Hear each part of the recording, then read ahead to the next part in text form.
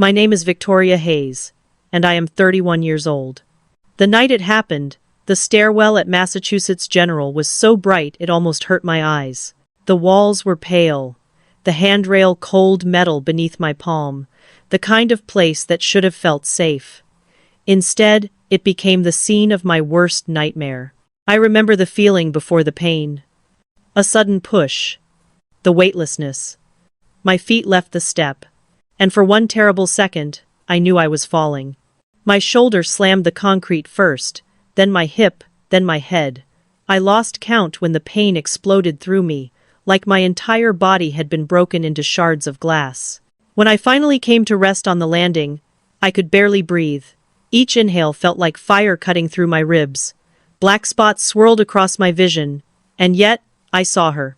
My sister Claire stood at the top of the stairs. She wasn't panicked. She wasn't horrified. She was smiling.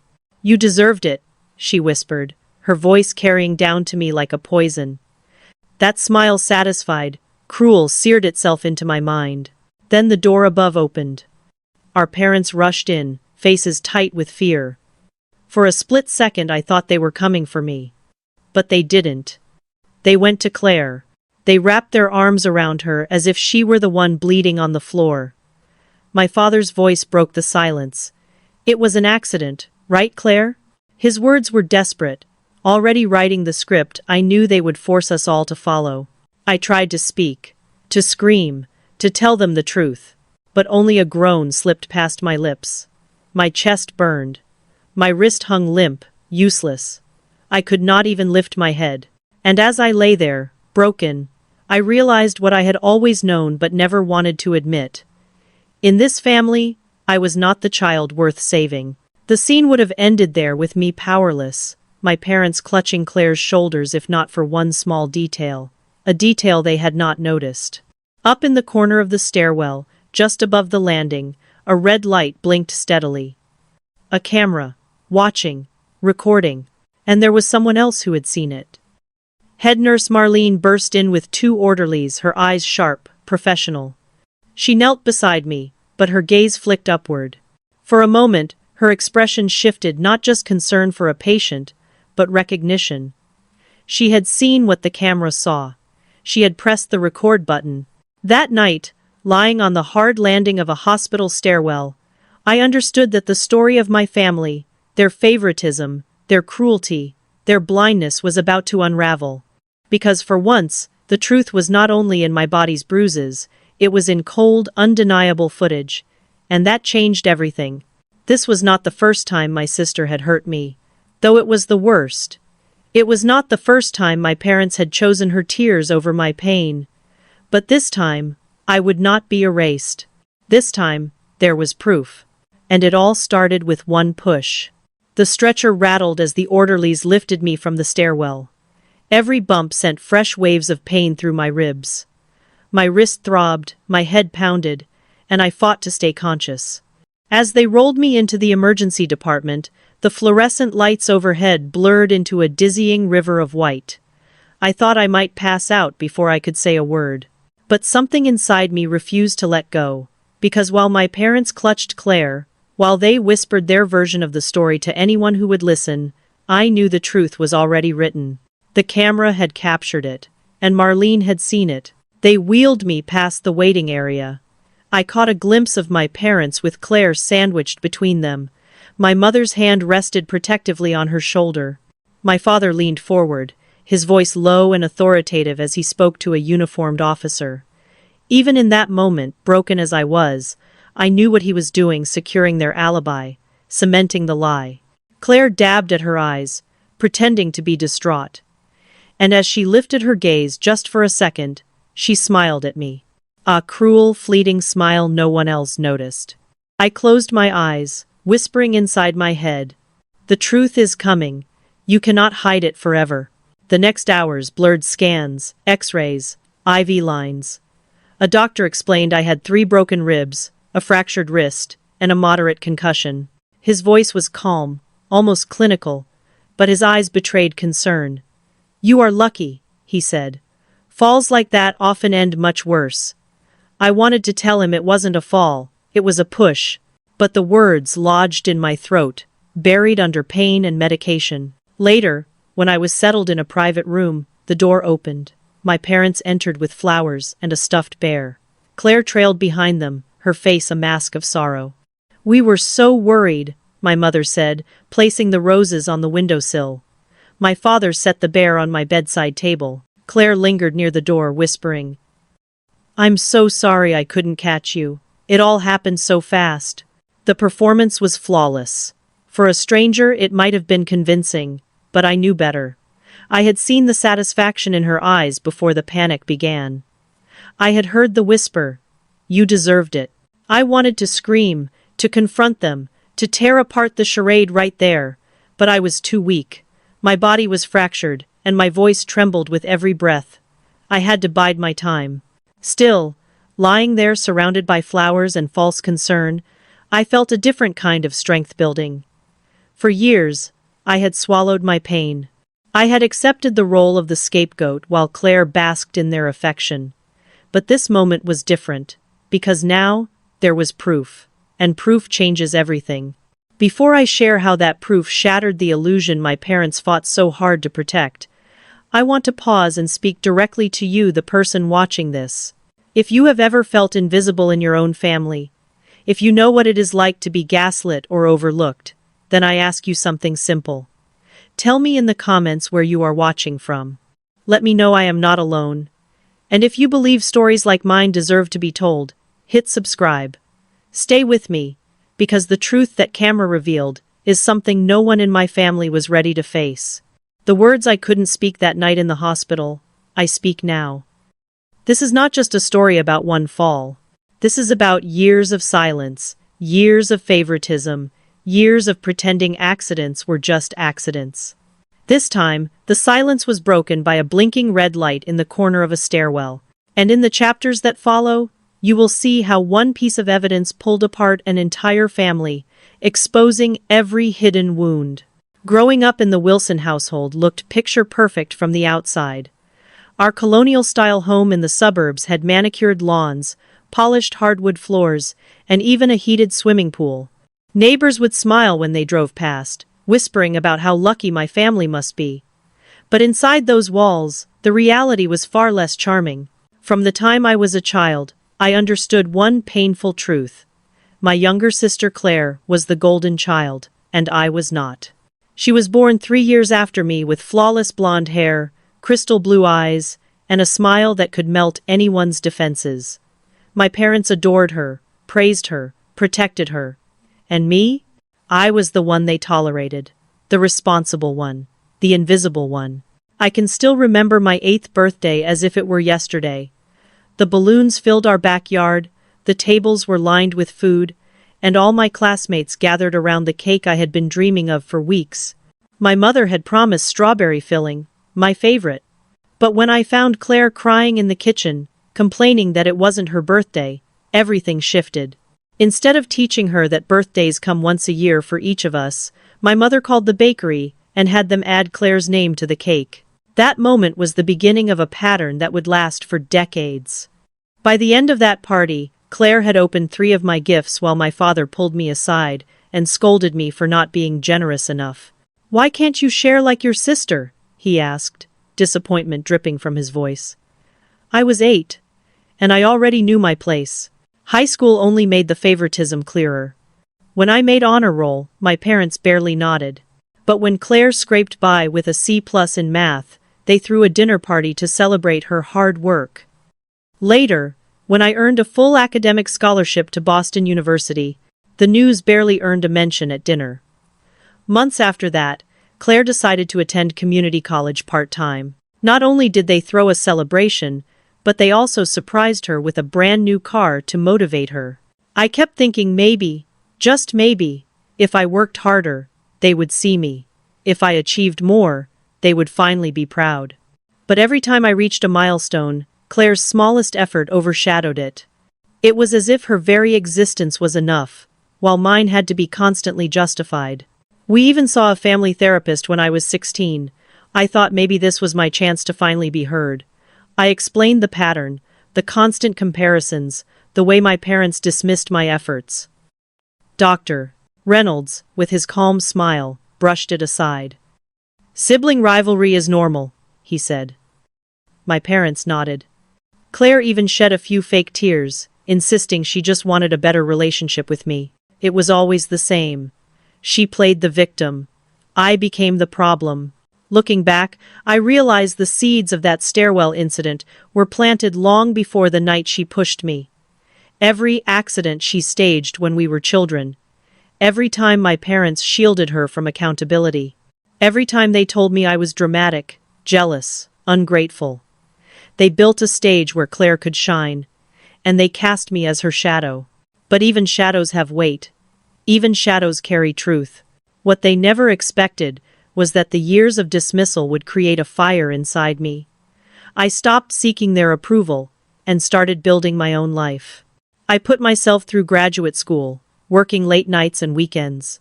I climbed the corporate ladder until, by 30, I was named marketing director at a growing tech company. It should have been a triumph. It should have been the moment I finally felt free. Yet when I called to share the news, my mother didn't even congratulate me. Her first words were, "That's nice, dear, but did you hear Claire might get back together with Tyler? He comes from such a good family." That was the moment I knew. No achievement of mine could ever compete with Claire's smallest drama. No effort of mine would ever outweigh her charm. And deep down, I began to accept that maybe my family would never love me for who I was. Still, I clung to one relationship that gave me strength. My grandmother, Martha. She was the only person who looked at me with unconditional love, the only one who believed in me without conditions. I didn't know it then, but she would soon become the center of the storm that led me back into that hospital and into the stairwell, where everything came crashing down. In every family, there are unspoken roles. The golden child, the scapegoat, the peacemaker. I had been cast as the scapegoat for as long as I could remember. But the night Claire pushed me down those stairs, I understood something different. Scapegoats can also become survivors. The hospital smelled of antiseptic and stale coffee when I walked in that afternoon. My grandmother Martha had been admitted with pneumonia, and I was determined to be by her side. She was 84, frail but still sharp, and the only person in my family who had ever truly seen me. When I stepped into her room at 2 o'clock sharp, she was dozing. Her silver hair spread thinly across the pillow. My parents sat stiffly in visitor chairs, acknowledging me with nothing more than a brief nod. The tension was immediate, the kind that pressed on your chest and made the air feel heavy. But when Grandma's eyes fluttered open and she saw me, her whole face lit up. That smile was everything I had been denied by my parents for years: recognition, love, pride. I took her hand and told her about my promotion, about the garden plans she had mentioned last spring. For nearly an hour she listened, asked questions, and laughed softly. My parents interjected with updates about Claire's latest successes, her social media following, a chance to model at a local boutique. Even there, in that sterile hospital room, their focus was on Claire. But Grandma didn't play along. She wanted to hear about me. 2 hours later, Claire finally arrived. She swept into the room like a celebrity running late to a red carpet event.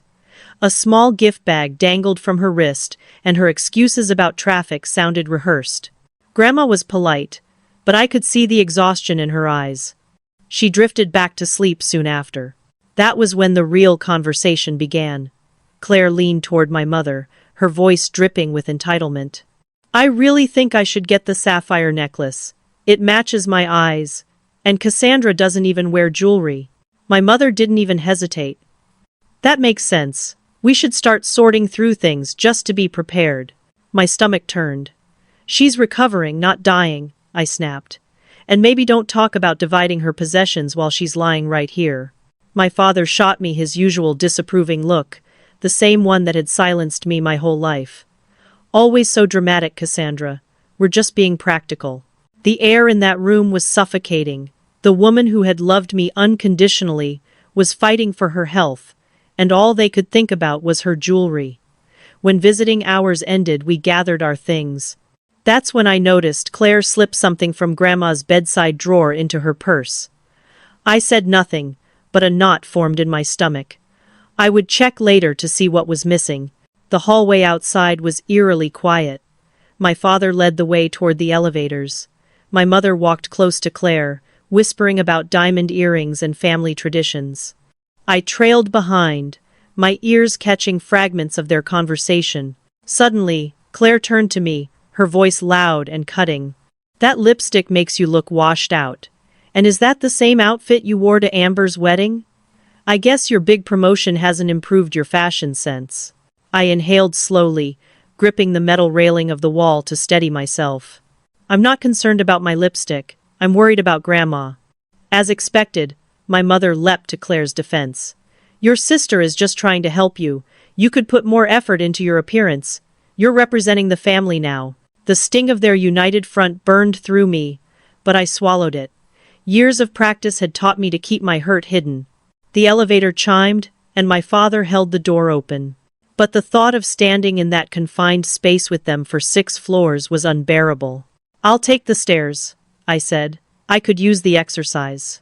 My father shrugged, unconcerned. The elevator doors closed on them, leaving me with the sound of my own footsteps echoing in the sterile corridor. Behind me, I heard Claire's heels click against the floor. "I should talk to her," she whispered to my mother, just before slipping out of the elevator. The heavy stairwell door groaned as I pushed it open. Bright fluorescent lights illuminated the concrete steps. My footsteps echoed as I descended. Claire followed close behind. "You don't have to pretend you care," I said over my shoulder, gripping the cold metal handrail. Her voice shifted, losing the syrupy sweetness she reserved for my parents. "Always the self-righteous one, aren't you? I saw you watching me in Grandma's room."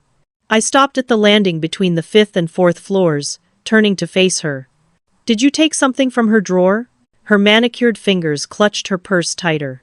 "None of your business. Besides, she promised me her jewelry years ago." "That's not true. Grandma would never play favorites like Mom and Dad." Her eyes glinted, sharp and dangerous. "Everyone plays favorites, Cassandra. It's not my fault no one picks you." I turned away, unwilling to feed her venom. But her words echoed off the walls, sinking into me like hooks. I thought I knew how far she would go to keep her throne as the golden child. I thought her cruelty stopped at words, at manipulation, at theft. But I was wrong. I had no idea that the next few minutes in that stairwell would change everything, turning a lifetime of invisible wounds into visible scars. And for once, the truth would not stay buried. That night, the stairwell wasn't just a shortcut to avoid the elevator. It became the arena where decades of favoritism, jealousy, and silence finally collided. And the price of that collision was written in my bones. The stairwell was empty, every sound magnified by the concrete walls. My footsteps echoed as I descended, but Claire's heels followed close behind, sharp and deliberate. I could feel her presence, like a shadow pressing against my back. "You think you're better than me, don't you?" she hissed, her tone stripped of all sweetness. I tightened my grip on the handrail. "I don't think I'm better. I just care about Grandma. That's why I'm here." Her laugh was short and cruel. "Please, you only visit because you want to look good in her will. Don't think I don't know." I stopped on the landing, my chest rising and falling, more with anger than exhaustion. "That's ridiculous. I've never once talked to Grandma about her will. All she wants is family around her, not vultures circling her jewelry." Claire stepped closer, her eyes blazing. "Funny, because she changed it last month. Did you know that? After you played nurse during her physical therapy, suddenly you're getting the beach house, the one Dad promised me." Her words hit me like ice water. "What are you talking about? I didn't know anything about that." "Oh, don't play innocent," she spat. "You've been manipulating her, turning her against me. Just like you try to turn everyone against me with your little achievements. Your perfect job. Your perfect apartment. Your perfect life." I shook my head, stunned. "Perfect? You think my life is perfect? I worked for everything I have. Nothing was handed to me." "Number things?" Her voice grew louder, bouncing off the walls. "And now you're going to tell them about the money, aren't you? About the gambling? You've been waiting for the chance to destroy me." The pieces clicked together. the expensive handbags she couldn't afford, the sudden loans from my parents that never seemed to end. I hadn't known it was gambling, but it all made sense now. I don't care about your gambling, Claire. That's between you and the help you refuse to get. I just want to get out of here, and that was when it happened. Her hands pressed hard into my back. For one horrifying second, the world tilted. My feet left the step, and I was weightless. My fingers clawed at the air, desperate for the railing, but there was nothing. Then the impacts came, one after another. Shoulder, hip, head, ribs. My body bounced against concrete like a rag doll, each strike worse than the last.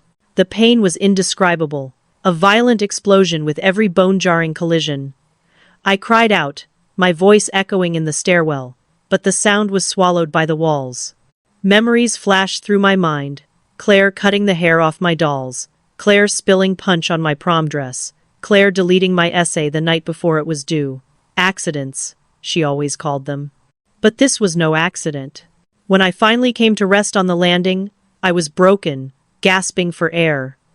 Above me, Claire stood at the top of the stairs, her lips curled into a smile, just for me. Satisfaction gleamed in her eyes. But as soon as the stairwell door creaked open, the expression vanished. She let out a shrill cry and dropped to her knees. She fell, she wailed, her voice quivering with false panic. I tried to catch her, but she was going too fast. Our parents rushed down the steps, but not to me. No, once again, their arms wrapped around Claire, comforting her as though she were the victim. My father's voice trembled. It was an accident, right, Claire? I tried to speak, to tell them what really happened, but only a groan escaped. My vision blurred. The edges of the world went dark. And then, salvation. The stairwell door burst open again, and Nurse Marlene rushed in with 2 orderlies. Her eyes flicked to the corner, to the security camera's red light blinking steadily. She knew. I could see it in the tightening of her jaw, the way her hand brushed the record button. As she knelt beside me, stabilizing my neck, I clung to one fragile hope. For the first time in my life, someone had seen the truth. That night carved itself into my memory, every sound and every breath etched deep. It was the moment decades of favoritism turned violent, the moment I realized Claire would rather see me broken than admit she wasn't perfect. If you had been standing in that stairwell, hearing my sister's lies while my parents comforted her instead of me, what would you have done? Would you have stayed silent? Or spoken the truth even if no one believed you? Tell me in the comments below. Because for the first time, I wasn't alone in that stairwell. A camera was watching, and that tiny blinking red light would become my salvation. The moment I hit the landing, everything went numb. The pain shot through my ribs in relentless waves. My head throbbed, my wrist dangled painfully, and I struggled to breathe. The world tilted, and I felt the weight of every single year I had been ignored, dismissed, and silenced by my family pressing down on me like an impossible load. Claire collapsed a few feet away, her cries piercing the stairwell. My parents rushed down, eyes wide with feigned terror. But their attention was not on me. They wrapped their arms around Claire, soothing her trembling shoulders, as if she were the one who had been hurt. My father's voice cracked. It was an accident, right, Claire? I groaned, tried to lift my head, tried to say something, anything, but the words wouldn't come. Pain clawed at my throat. I wanted to scream. She pushed me down these stairs. But instead, all that escaped was a weak whimper. The stairwell door swung open once more. Nurse Marlene appeared, followed by 2 orderlies. She knelt beside me, her hands steady as she assessed my injuries. But her eyes flicked to the corner, to the small blinking red light of the security camera. She knew.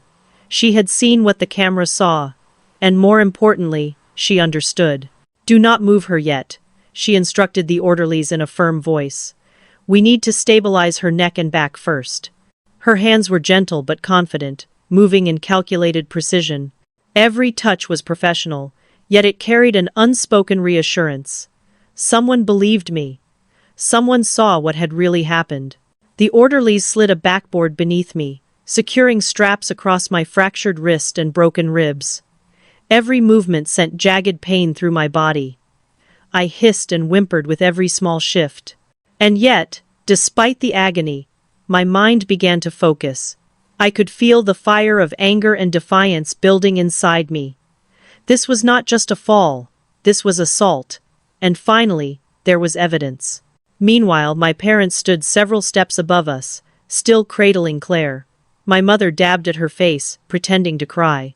My father explained in an authoritative tone to the hospital security and a nearby police officer that it was simply a tragic accident. Cassandra lost her footing. Claire tried to catch her. It was an unfortunate misunderstanding, he said. Through the haze of pain, I knew it was a lie. I had spent my life fighting invisible battles in this family, trying to prove myself, trying to be seen. But now, for the first time, there was a witness that could not be swayed. The camera had seen everything. The truth could no longer be denied. Marlene checked my pupils, noting the concussion. She assessed my injuries quietly but deliberately, her hands steady despite the chaos around her. I noticed the way she glanced up at the security camera again. A small part of me felt hope bloom. Someone had seen Claire's satisfaction before she switched to feigned panic. Someone knew the truth. The paramedics prepared to move me to the emergency department. I gritted my teeth, bracing for the jarring ride through the polished hospital corridors. Every step reverberated through my broken body. My eyes caught my parents' faces as we passed the waiting area. They didn't look at me, not once. Their focus remained on Claire, as if she were the only one who mattered. And through it all, I clung to one thought. This time, the truth was not mine alone. I had spent years being silenced. Years watching Claire manipulate, lie, and charm, while my pain was invisible. But that camera, that small blinking red light, had changed the rules. It would be impossible to gaslight the truth this time. Even as they wheeled me into the emergency room, I realized something profound. All my years of being ignored, all my suppressed anger, all the injustices I had endured, they had led to this moment. Pain had a strange clarity.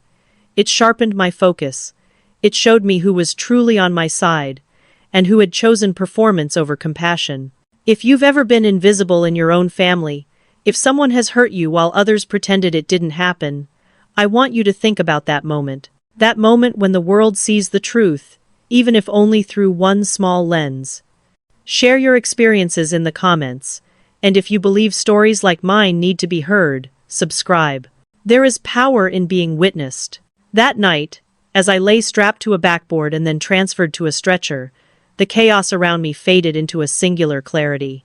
This was no longer just a personal trauma, it was a turning point. And the stairwell, once a symbol of my helplessness, had become a crucible for truth, accountability, and the start of something I never thought I would feel in my family: hope. The fluorescent lights in the stairwell reflected harshly off the concrete, making everything feel colder, more unforgiving.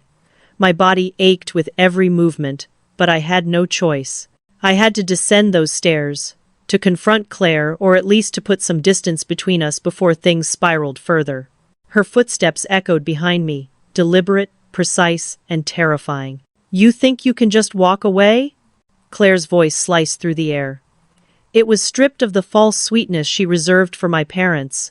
It was raw, angry, dangerous. I stopped on the landing, trying to catch my breath, trying to steady my heartbeat. "I'm not walking away," I said. "I just want to get to Grandma's room without more chaos." She laughed, short and cruel, and leaned closer, her words venomous. "Chaos? Oh, you have no idea what that word even means. You're going to learn tonight." The tension had been building for hours, maybe years. Every slight, every act of favoritism, every invisible insult that had been lodged in my chest for decades, all converged in that narrow stairwell. I felt the weight of all my frustration, fear, and anger pressing down on me like the concrete steps beneath my feet. I took another step down, and then another. My wrist protested, sending sharp pain through my arm. My ribs screamed with every shift of my torso. I wanted to stop, to turn around, to demand that anyone acknowledge the truth. But the fear of her, of the manipulation, of my parents' predictable reactions, kept me moving forward. You think your little accomplishments matter, Claire spat. Your perfect apartment, your fancy promotion, your pathetic attempts to be seen. None of it will ever matter because the world already knows who gets what in this family. And it isn't you. The words cut deep, echoing in the stairwell like a chant I had heard 1,000 times growing up. But this time, I felt something shift.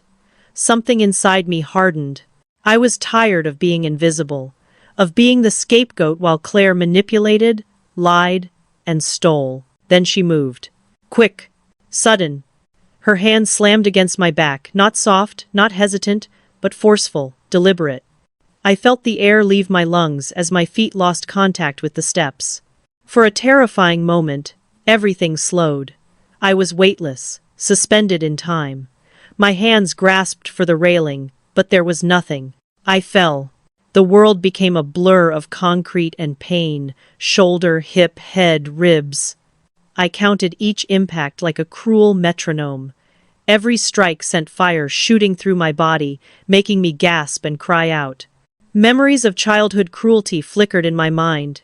Claire cutting my doll's hair, spilling punch on my prom dress, deleting my college essay the night before it was due. Always accidents, she said. Always my fault, my responsibility.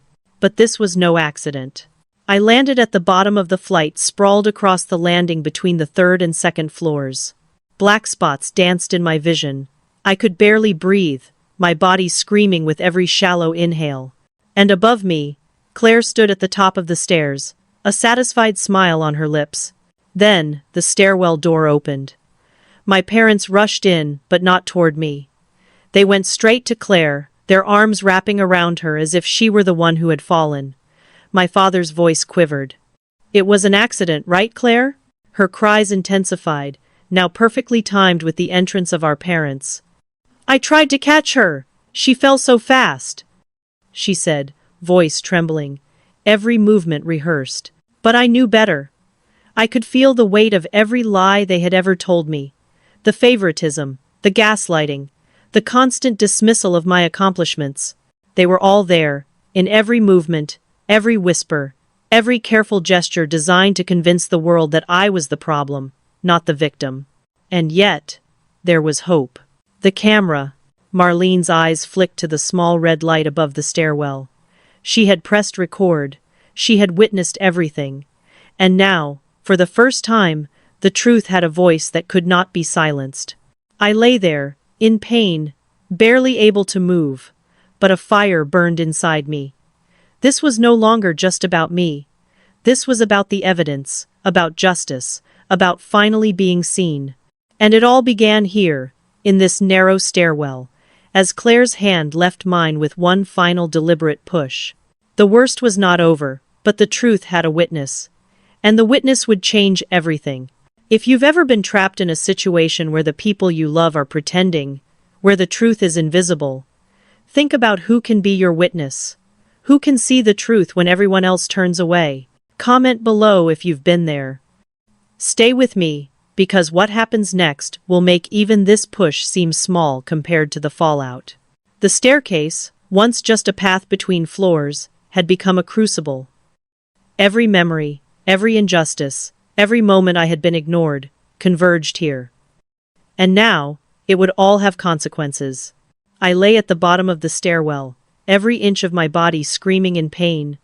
My ribs felt as though someone had wrapped iron bands around my chest. My head throbbed, my wrist hung limp, and every breath was a jagged, fiery reminder of the impact. For a moment, all I could do was lie there and wonder how something as simple as stairs could transform into an instrument of terror. Above me, Claire's performance began. Her hands shook, tears streaming down her face, voice cracking with a rehearsed urgency. I tried to catch her, she cried, drawing in my parents' attention like moths to a flame. And once again they rushed to her, their arms wrapping protectively around her shoulders while I, the injured party, lay unnoticed on the cold concrete. My father's voice trembled as he whispered to the hospital staff. It was an accident, right, Claire? I tried to speak.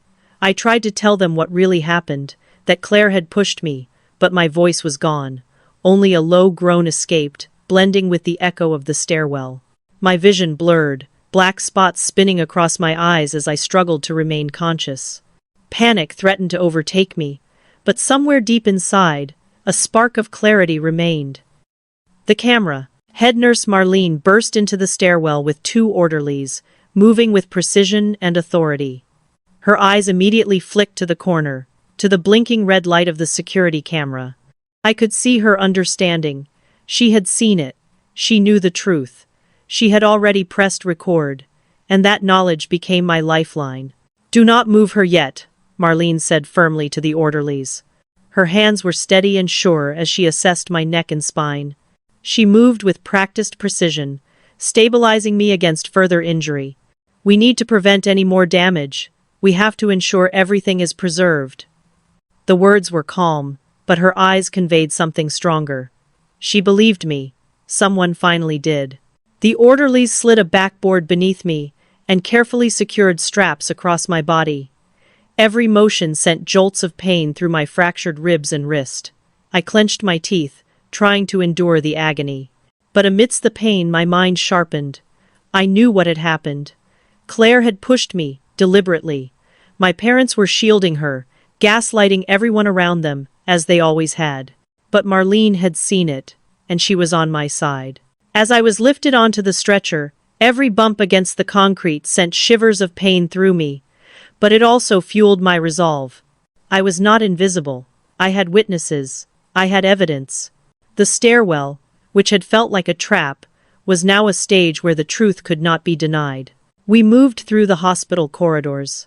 I caught fleeting glimpses of my parents with Claire, orchestrating their version of the story.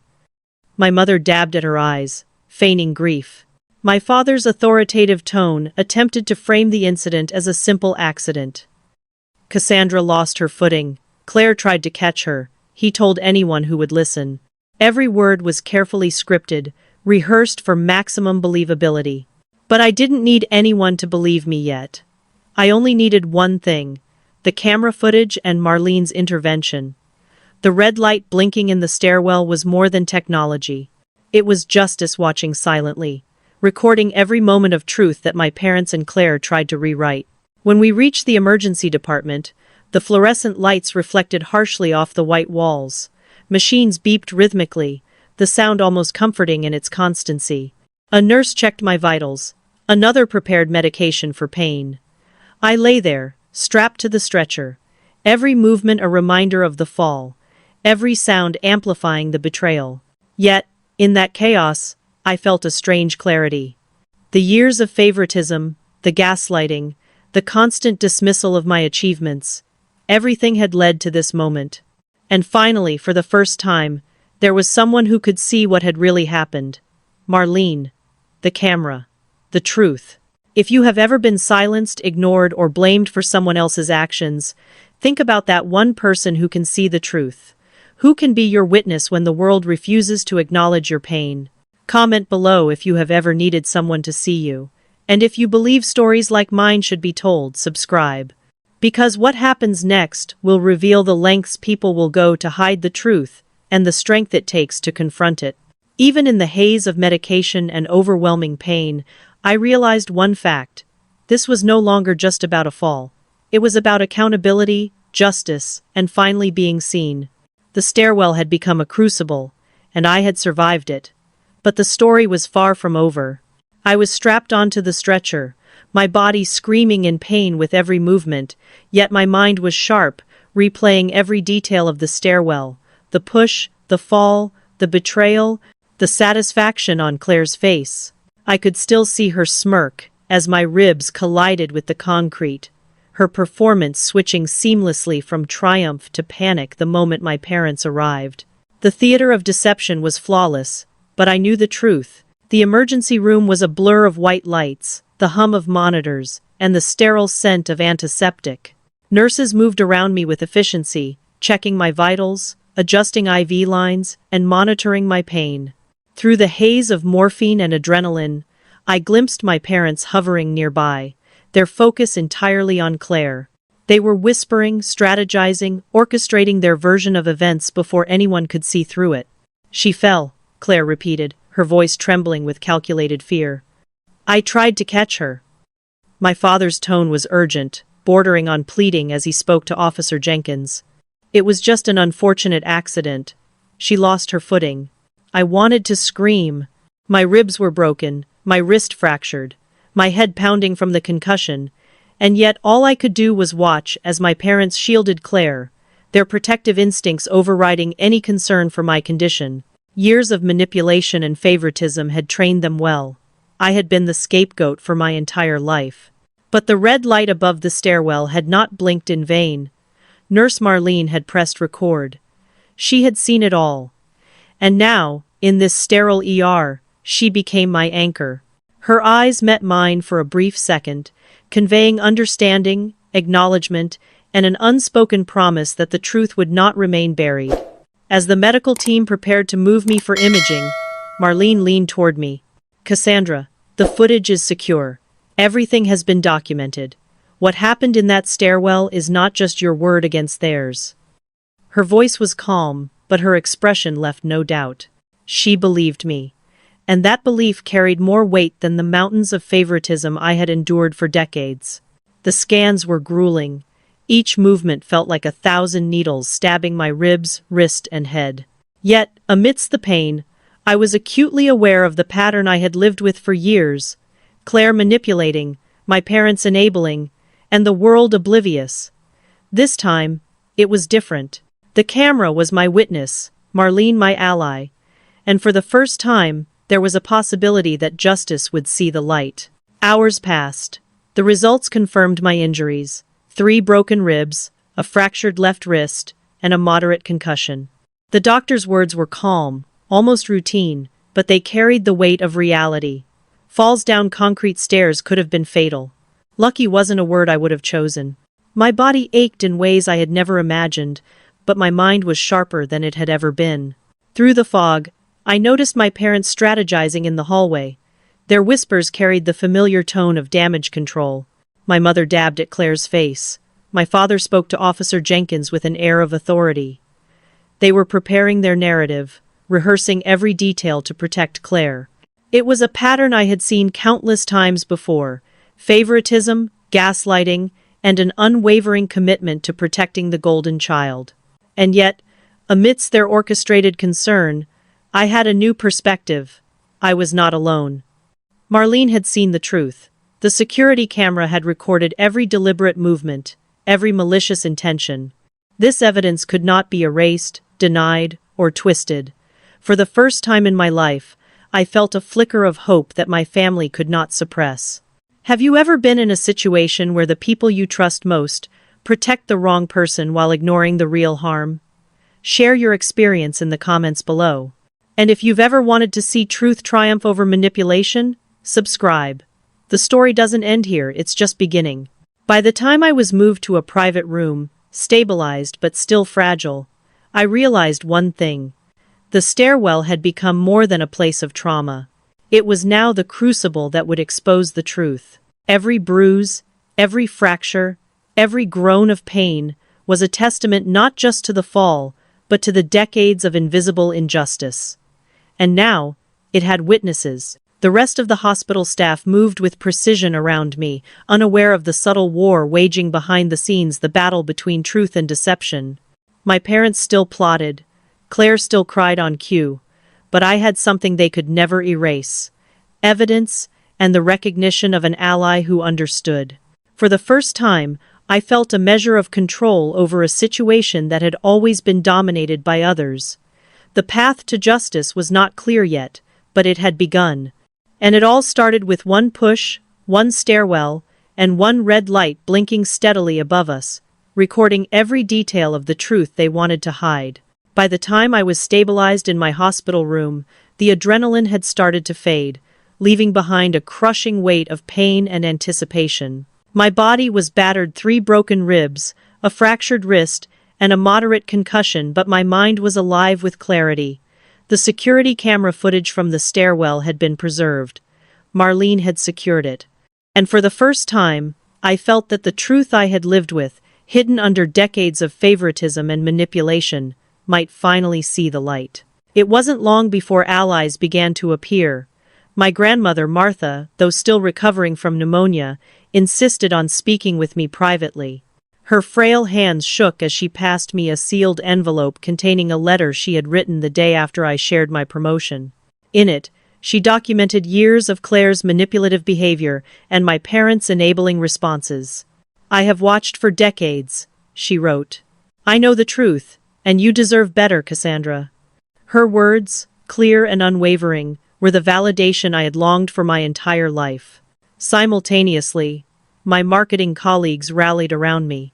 Denise, a coworker, forwarded screenshots and messages from Claire's ex-boyfriend, Michael, detailing a pattern of threatening and manipulative behavior. "She has anger issues," he wrote. "I witnessed it firsthand. You might find this helps your case."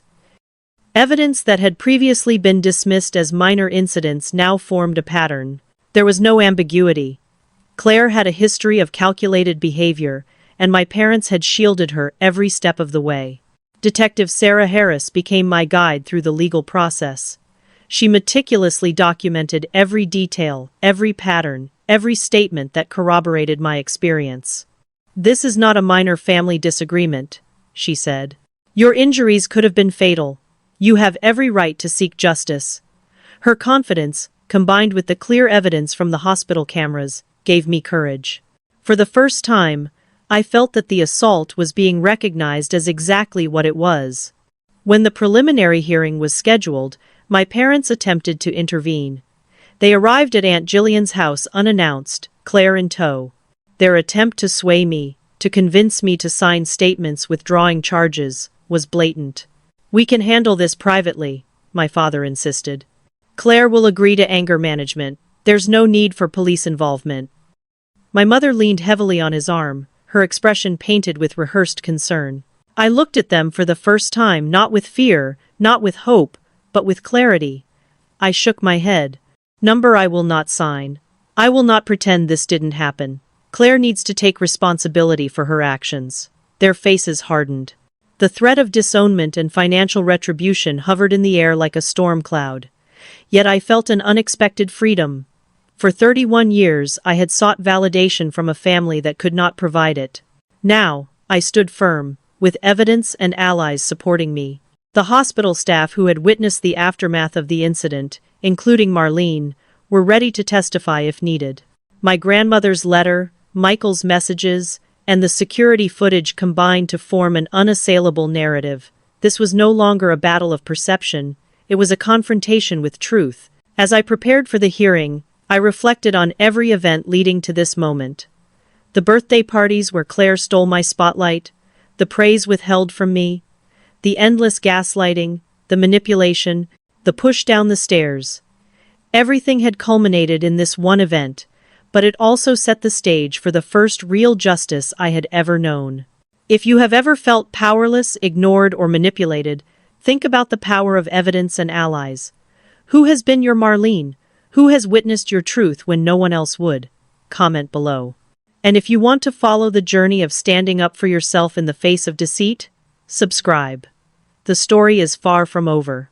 The stairwell incident, the hospital room, the security camera, and the letters were no longer isolated events. They were the pillars of a case that could not be denied. The pattern of behavior, meticulously documented, finally gave me a voice louder than Claire's manipulation and my parents' protective scripts. I lay back on the hospital bed, feeling the dull throb of pain in my ribs and wrist, but a sense of anticipation replaced fear.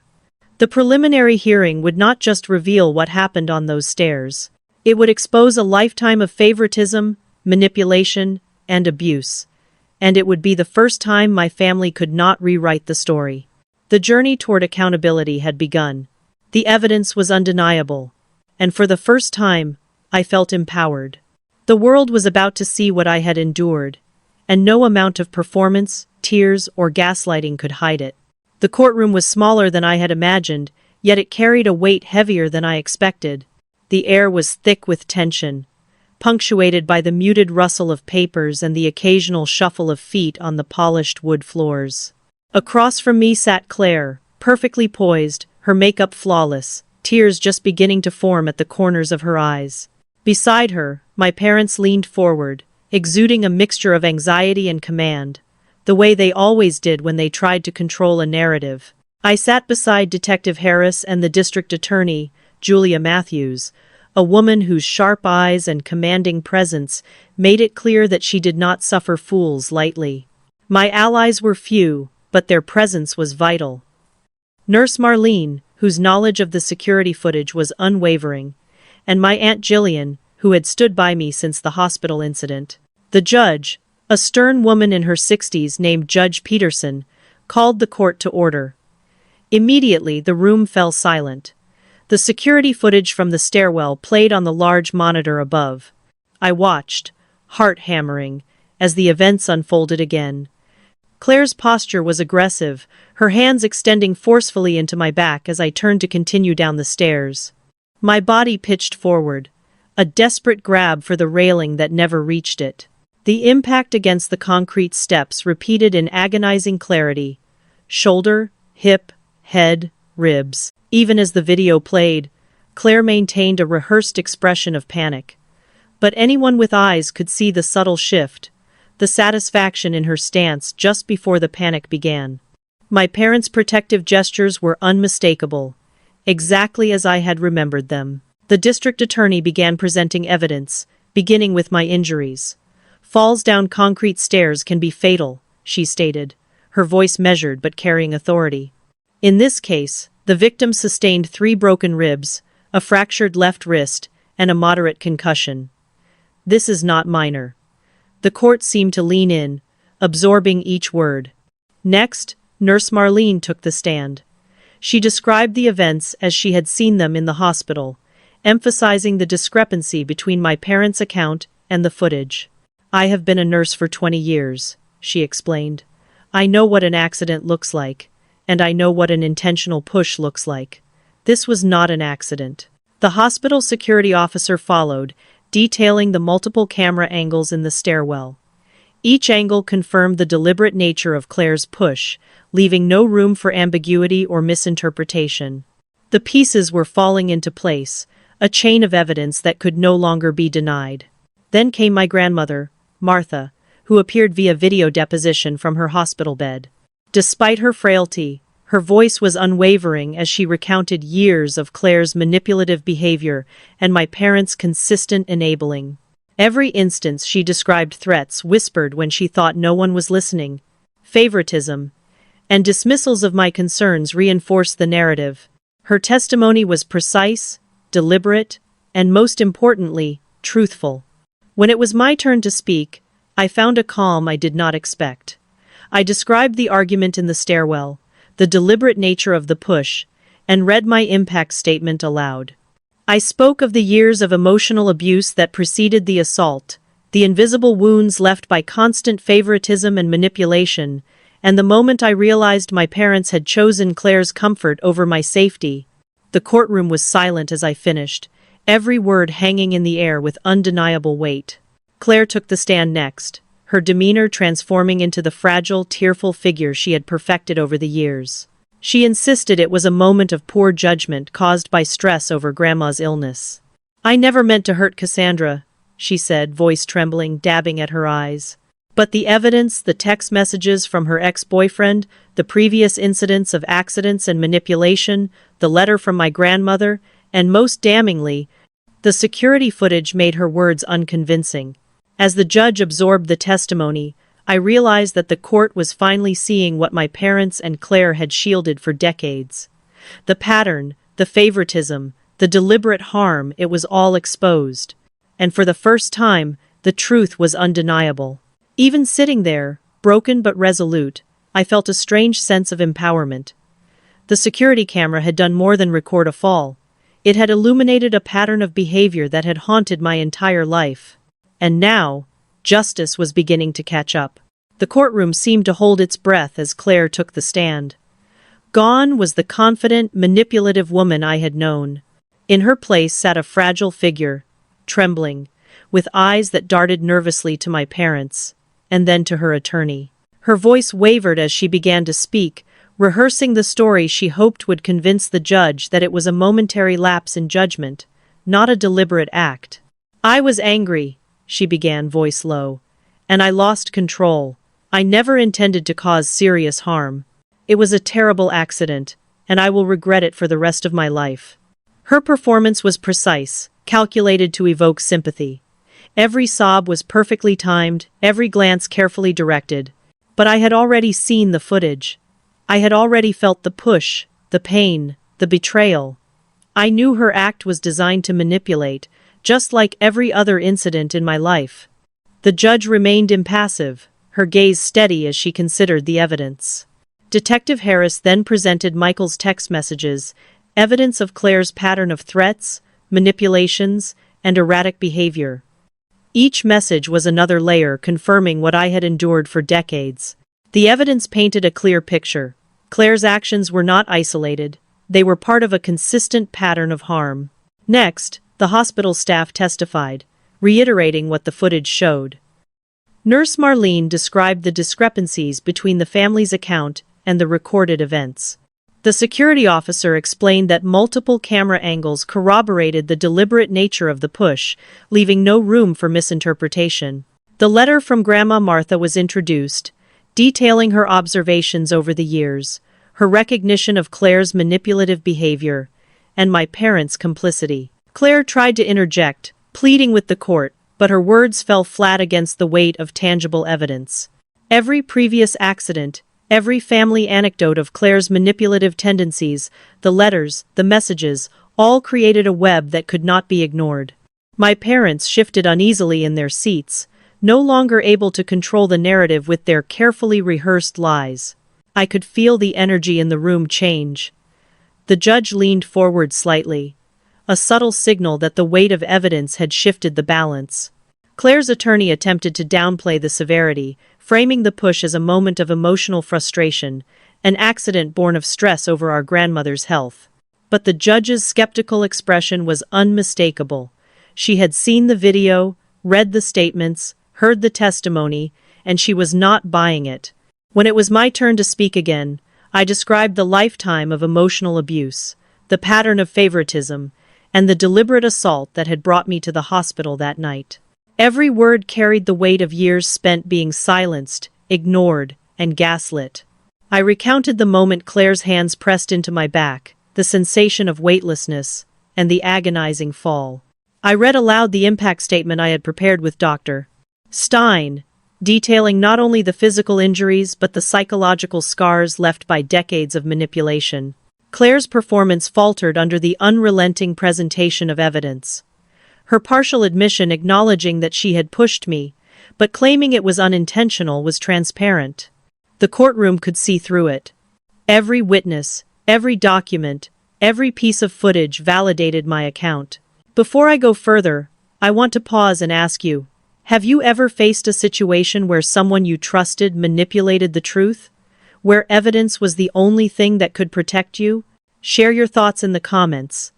And if you believe in standing up for yourself despite fear and betrayal, subscribe. The moment of truth is just ahead. The tension in the room was palpable as the judge considered all the evidence. Claire's carefully constructed world of lies, protected by my parents, had begun to crumble.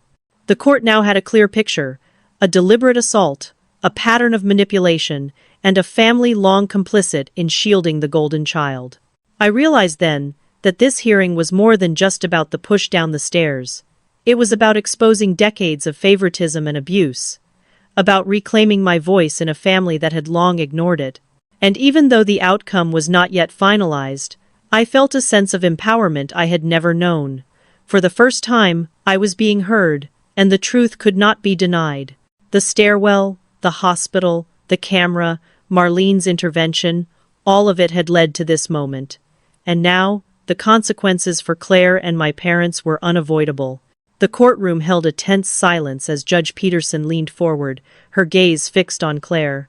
The security footage had been reviewed multiple times, each angle reinforcing the same undeniable truth.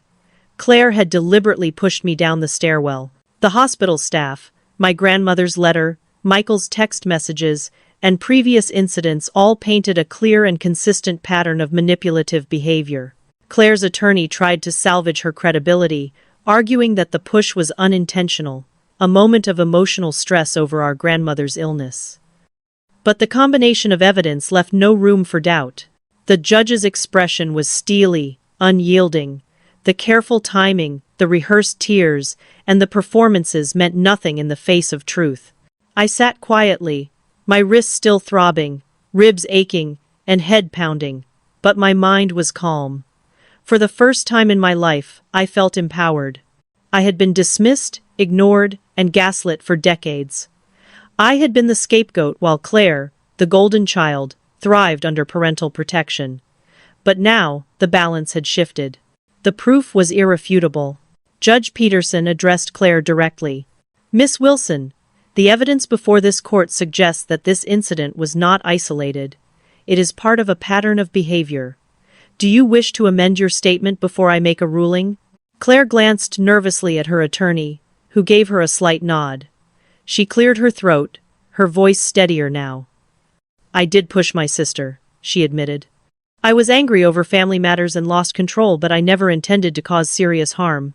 Her partial admission was a transparent attempt to mitigate the consequences. The judge remained unimpressed, her gaze unwavering. The weight of evidence, security footage, hospital reports, witness testimony, and documented history was indisputable. This was no minor disagreement between siblings. It was a deliberate act of assault, backed by years of manipulative behavior. The judge then addressed the court. "Given the severity of the injuries and the premeditated nature of this act, there is probable cause to proceed with charges of second-degree assault. Bail is set at $50,000. My father immediately stood, his voice rising, attempting to negotiate. "Your Honor, this is a family matter. My daughter Claire has agreed to seek treatment. Surely this can be handled privately." The judge's response was firm. "Mr. Wilson, your adult daughter is facing a serious criminal charge. This is no longer a private family dispute but a matter of public safety and justice." The words hung in the air, final and unyielding. Claire's eyes met mine for a brief moment, the hatred and frustration in them unmistakable. I felt a strange mixture of relief and sorrow. Relief that the truth had been acknowledged, and sorrow for the family I had long hoped would protect me, but never truly had. As the bailiff led Claire away, my parents remained silent, their expressions a mix of anger, fear, and disbelief. My mother clutched my father's arm, her carefully curated facade of control beginning to crumble. Aunt Jillian, standing by my side, guided me gently toward the exit, shielding me from reporters' questions. Outside the courthouse, the world felt simultaneously heavier and lighter. I had faced the culmination of years of neglect, favoritism, and gaslighting.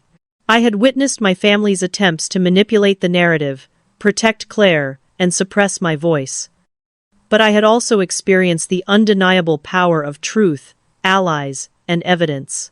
Over the following weeks, Claire accepted a plea deal, including probation, mandatory therapy, and a restraining order preventing any contact with me.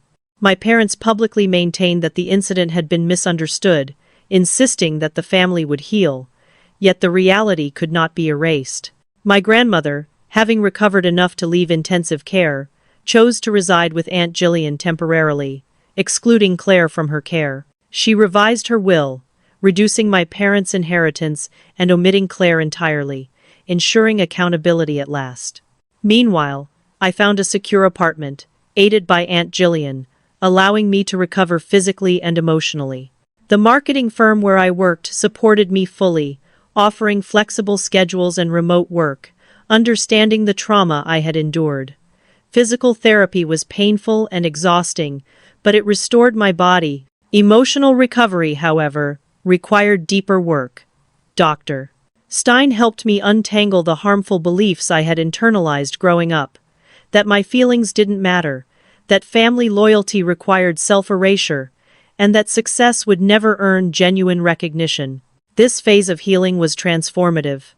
I began to rebuild my life on my own terms, surrounding myself with people who valued truth and integrity.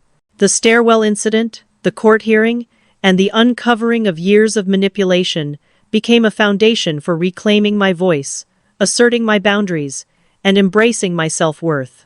Through it all, I realized a profound truth. Family is not always the people we are born to, but the people who witness, protect, and validate us. The stairwell, the hospital, the courtroom, all were part of a journey toward justice, healing, and liberation. The weeks following the court's preliminary hearing were surreal. The adrenaline of confrontation had faded, leaving behind the dull, persistent ache of broken bones and the sharper, lingering pain of betrayal. Yet amid the discomfort, I felt a clarity I had never experienced before. I had faced the manipulation, the favoritism, the gaslighting of my parents and Claire, and the truth had been recognized. That alone was transformative. Aunt Jillian became my anchor. Her Cape Cod-style home, warm and filled with familiar scents of lavender and old books, became my sanctuary. She insisted I stay with her while I recovered, no questions asked. The guest room was immaculate, the first floor eliminating the need for stairs, and every detail seemed to whisper a quiet assurance. I was safe here. My grandmother, still weak but steadily improving, spent her days with Aunt Jillian. For the first time, I felt my family could be a source of support, even if it was not the family I had been born into. Physical therapy was grueling. Each session left me exhausted and in tears, the movements precise and deliberate to restore mobility without worsening the fractures in my ribs and wrist. But with every passing day, strength returned. Each small victory a stretch completed without wincing, a step taken without hesitation, was a reminder that resilience was built one effort at a time. Simultaneously, the emotional toll demanded attention. Dr. Stein guided me through the labyrinth of feelings I had carried for decades. The constant dismissal of my achievements, the prioritization of Claire over me, the unspoken expectation that I sacrifice my voice for the peace of others. These patterns had shaped my sense of self in ways I was only beginning to comprehend.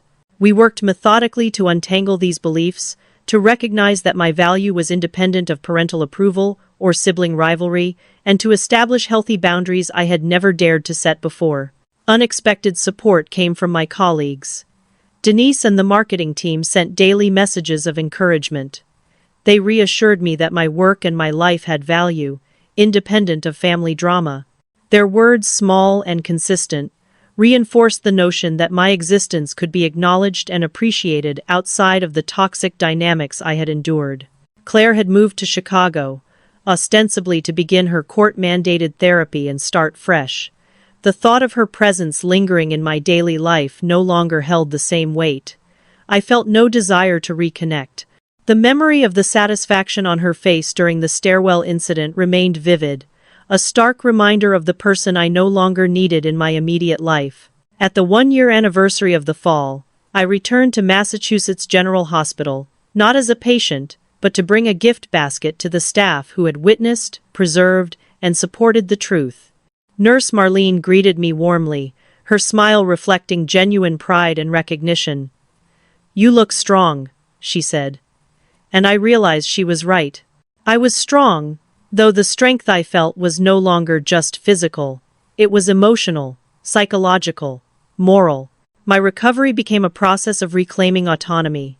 I rebuilt my apartment, surrounded myself with people who valued honesty and integrity, and slowly untangled the web of manipulation I had grown up in.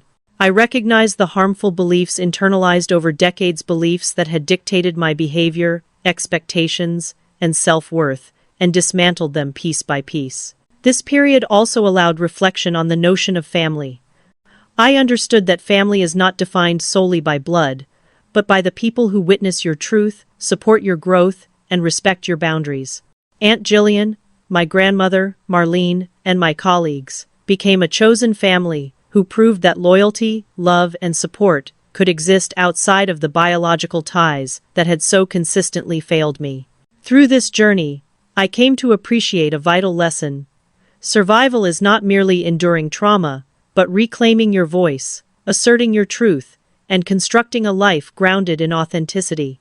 The stairwell incident, the court hearing, the interventions, and the evidence were more than just events. They were catalysts that revealed the importance of witnessing, validation, and accountability in healing. Even as my body and spirit healed, I understood that life moving forward would be defined not by the past betrayals, but by the conscious choices I made to surround myself with truth and respect. In that sense, I was no longer the invisible child in the Wilson household. I was someone who had claimed her voice, her safety, and her autonomy. The journey was ongoing, yet for the first time, I faced the future with anticipation rather than dread. The physical scars would fade. The emotional wounds, though more persistent, were no longer paralyzing, and the lessons of resilience, justice, and self-worth would guide every step I took forward. The morning of my discharge arrived quietly, almost deceptively calm. I sat on the edge of Aunt Jillian's guest room bed, my body still aching from the fractures in my ribs and wrist, every movement a reminder of the night that had changed my life. The past year had been a journey through pain, betrayal, justice, and recovery. I had witnessed manipulation at its finest, endured favoritism for decades, and now, finally, I was reclaiming my life. Claire had been moved to Chicago to begin her court-mandated therapy, and the restraining order prevented her from contacting me. My parents, though outwardly calm, still carried their resentment and disbelief in subtle ways. But for the first time, their power over me felt limited. I had been conditioned to fear them, to seek approval, to suppress my own needs, but now, standing on my own, I realized that my autonomy was unassailable. My grandmother, Martha, had moved in with Aunt Jillian. She was still frail, but her presence provided a steady source of support. The letters she had written, documenting years of Claire's manipulations and my parents' enabling, remained close to my heart. They were tangible proof that I had not imagined the trauma, that my feelings, my pain, and my truth had always been valid. Physical therapy sessions continued, each one painful, yet necessary. The sharp stabs of soreness and the groans of exhaustion became a rhythm I accepted, a daily reminder of my body's resilience. Yet, the emotional recovery required even more courage. Dr. Stein helped me confront the beliefs I had internalized, that my feelings were secondary, that my achievements were insignificant, that family loyalty required submission. Gradually, I dismantled these destructive patterns, building instead a foundation of self-respect, boundaries, and authenticity. The marketing firm where I worked offered flexibility, remote work, and unwavering support. Denise and my colleagues became pillars of encouragement, reminding me that value could be recognized beyond familial recognition. It was a subtle but profound reinforcement. My worth did not depend on the approval of those who had spent years minimizing it. One evening, while sipping tea with Aunt Jillian, I reflected on the stairwell, the hospital, the courtroom, and the countless small acts of manipulation I had endured. That narrow stairwell, once a site of terror, had become the crucible for my liberation. Every push, every groan, every gasp of pain had led to accountability, not just for Claire, but for the toxic patterns embedded in my family. The court proceedings had resulted in Claire accepting a plea deal, including probation, therapy, and a restraining order. The legal system had validated my trauma. My parents could no longer control the narrative, and the power dynamic that had defined my childhood had been irreversibly shifted. It was a rare victory, one that combined courage, evidence, and the support of those who truly saw me. For the first time in my life, I understood that family is not defined solely by blood. Family is defined by those who witness your truth, protect you, and allow you to thrive without manipulation. Aunt Jillian, Grandma Martha, Nurse Marlene, and my colleagues became my chosen family, teaching me that loyalty, love, and support are earned through action, not inheritance or tradition. The one-year anniversary of the incident found me returning to Massachusetts General Hospital, not as a victim, but to thank the staff who had preserved the evidence, who had believed in me when my own family would not. Nurse Marlene greeted me with warmth and pride. "You look strong," she said. And for the first time, I felt the depth of that strength not just in my body, but in my resolve, my autonomy, and my voice. I had learned that resilience is not merely enduring pain, it is claiming your truth, asserting your boundaries, and constructing a life on your own terms. The stairwell, the hospital, the court, and the letters were not just events. They were the catalysts that shaped a new chapter of empowerment and self-discovery.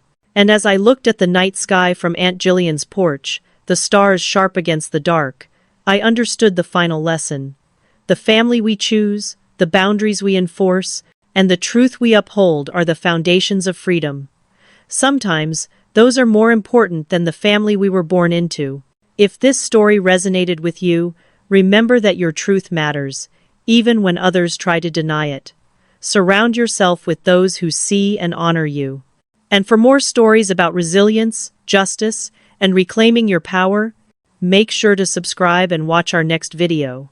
You won't want to miss what happens when people finally face the consequences of years of manipulation. The days that followed brought a quiet kind of peace I had never known.